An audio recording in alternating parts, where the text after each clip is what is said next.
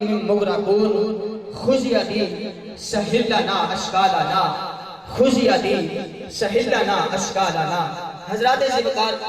آئیے میں دودھ پاک کی ایک برکت کا، آقا کے نام کی ایک برکت کا قصہ،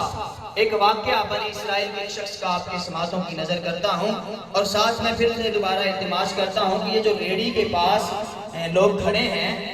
میں ان سے باادب ہو کر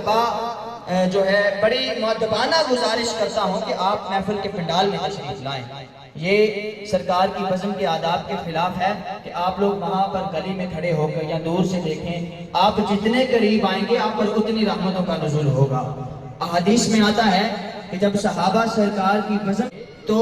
پاؤں رکھنے کو بھی جگہ نہیں ملتی تھی، لیکن یہاں پر کتنے افسوس کی بات ہے کہ انتظامیہ نے آپ لوگوں کے لیے خوبصورت سٹیج سجایا، آپ کو ویلکم کرنے کے لیے جو ہے انتظامات کیے، اور آپ لوگ ابھی تک ابھی گلی میں کھڑے ہیں اور اپنے گھروں میں بیٹھے ہوئے ہیں۔ یہ بات اچھی نہیں ہے۔ اور ملک پاکستان کے